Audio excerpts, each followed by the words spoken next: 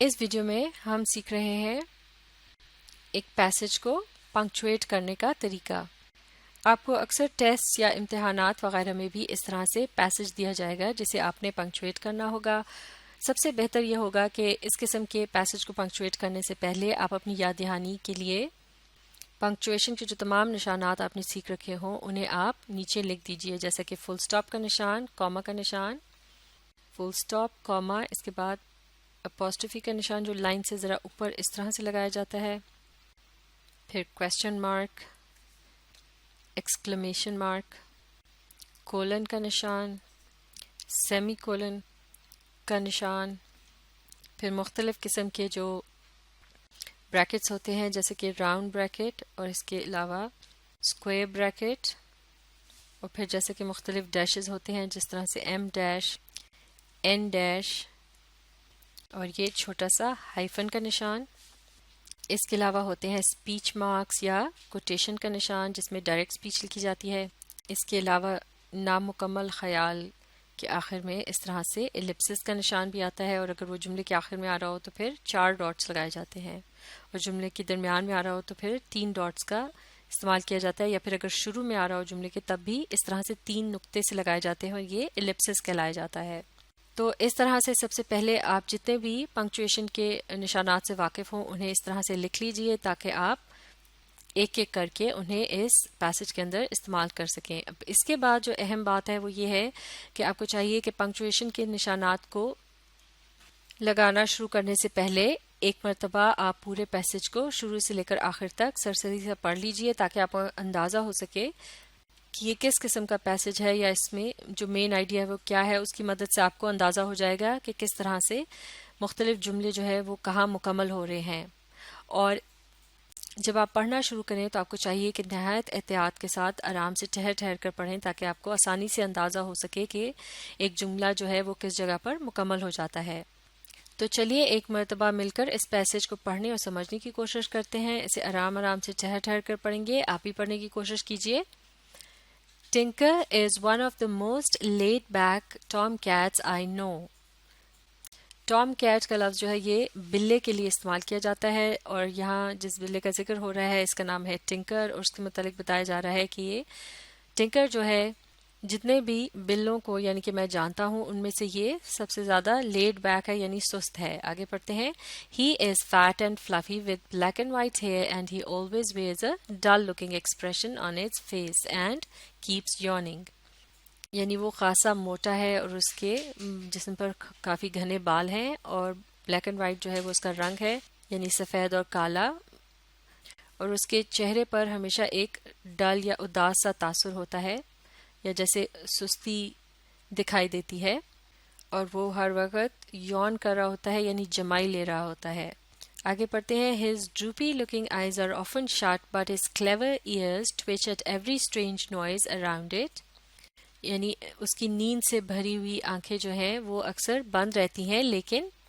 اس کے جو کان ہیں وہ چکنا ہوتے ہیں یا ہوشیار ہوتے ہیں، کیونکہ اس کے آس پاس اگر ذرا سی بھی کوئی عجیب آواز سنائی دے تو اس کے کان فوراً حرکت کرتے ہیں، اسے ٹوئچ کرنا کہتے ہیں۔ آگے پڑھتے ہیں۔ His fur is often scruffy and it rarely licks it clean. یعنی اس کے جو بال ہیں وہ اکثر انٹائیڈی ہوتے ہیں، یعنی اتنے صاف ستھرے یا ٹھیک سے نہیں ہوتے جس طرح سے بلیاں اپنے آپ کو چاٹ کر بالکل صاف ستھرا سا کر لیتی ہیں یا اپنی بالوں کی ایک طرح سے کنگھی سی کر لیتی ہیں، تو وہ اس طرح سے نہیں ہوتا کیونکہ وہ بہت کم اپنی صفائی کا اس طرح سے خیال رکھتا ہے۔ آگے پڑھتے ہیں۔ He usually sits near the fireplace and he often seems to be asleep. یعنی وہ عام طور سے آتش دان کے پاس یا انگیٹھی کے پاس بیٹھا ہوا ہوتا ہے اور ایسا معلوم ہوتا ہے جیسے کہ وہ سویا ہو۔ آگے پڑھیں گے۔ However, when the milk is brought in, he always gets alive and drinks it in no time. البتہ جو ہی اس کے پینے کے لیے دودھ لایا جاتا ہے وہ اچانک گویا زندہ سا ہو جاتا ہے یعنی جاگ جاتا ہے، اور اسے drinks it in no time سے مراد ہے اسے فٹافٹ پی لیتا ہے۔ آگے پڑھتے ہیں۔ I think he is not as lazy as he appears to be. میرے خیال میں وہ اتنا بھی سست نہیں ہے جتنا کہ وہ دکھائی دیتا ہے، کیونکہ کھانے پینے کے معاملے میں وہ اچانک چکنا ہو جاتا ہے اور فٹافٹ اسے ختم کر لیتا ہے۔ تو آپ نے دیکھا میں نے کس طرح سے اس پیسج کو ذرا ٹھہر ٹھہر کر پڑھا، جس سے کافی آسانی سے یہ اندازہ ہو سکتا ہے کہ ایک جملہ کس جگہ مکمل ہو رہا ہے۔ اب ان پنکچویشن کے نشانات کے علاوہ ایک اور اہم بات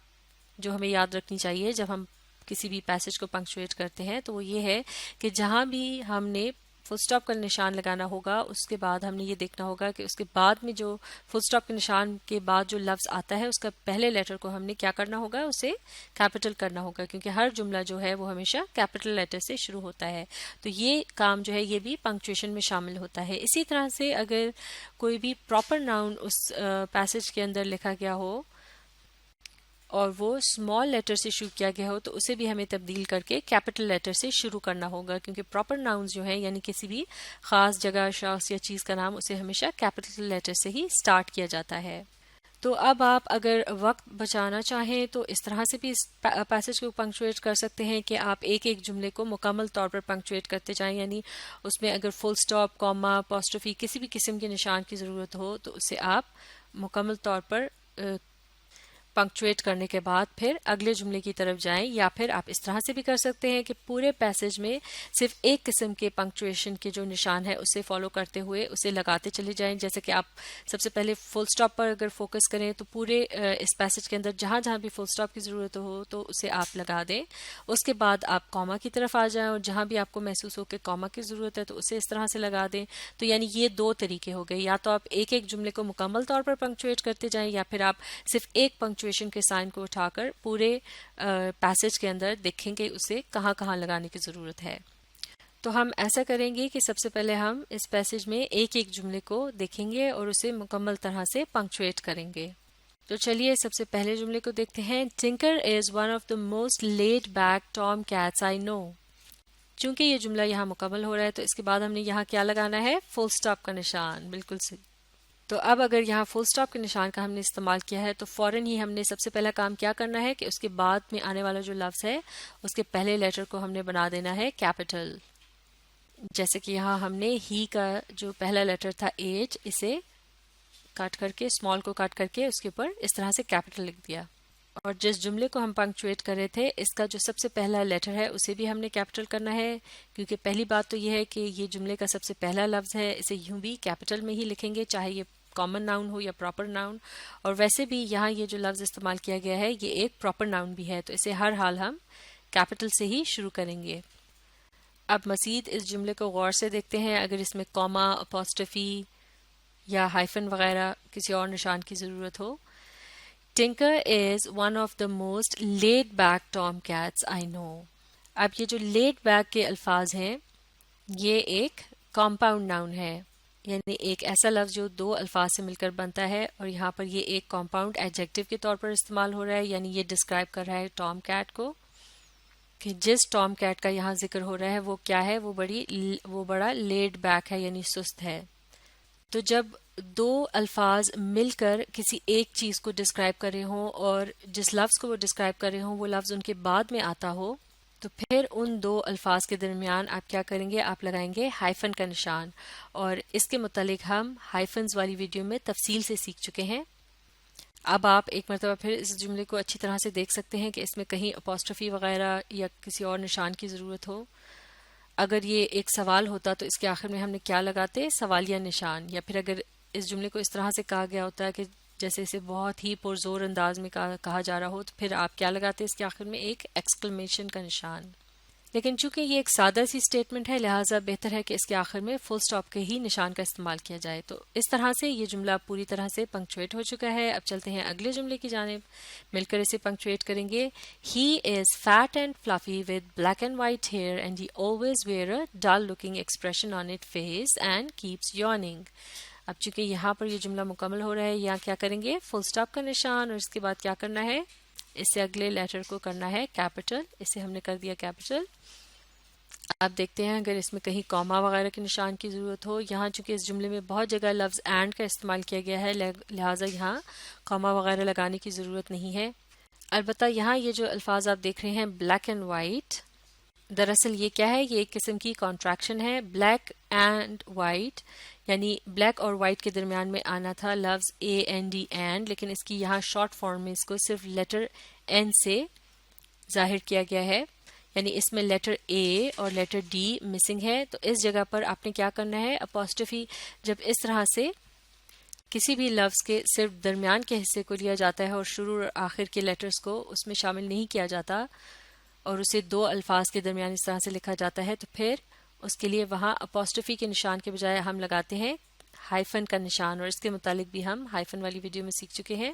تو اس جملے کی درست پنکچویشن اس طرح سے ہوگی، بلیک اینڈ وائٹ، اور اس کے ساتھ ہے ہائفن کا نشان اینڈ سے پہلے اور بعد۔ اب جہاں کہیں بھی لفظ اٹس آتا ہو تو اس کا بھی آپ چیک کر لیں کہ آیا اس میں اپوسٹرفی کے نشان کی ضرورت ہے یا نہیں۔ اس کو چیک کرنے کا طریقہ یہ ہے کہ اسے اگر آپ کھول کر اس طرح سے پڑھیں اٹ از اور پھر جملے کو پڑھیں اور دیکھیں کہ اس کی سینس بن رہی ہے یا نہیں، تو آپ کو اندازہ ہو جائے گا کہ یہاں اپوسٹرفی کی ضرورت ہے یا نہیں۔ جیسا کہ اگر میں اسے اس طرح سے پڑھوں،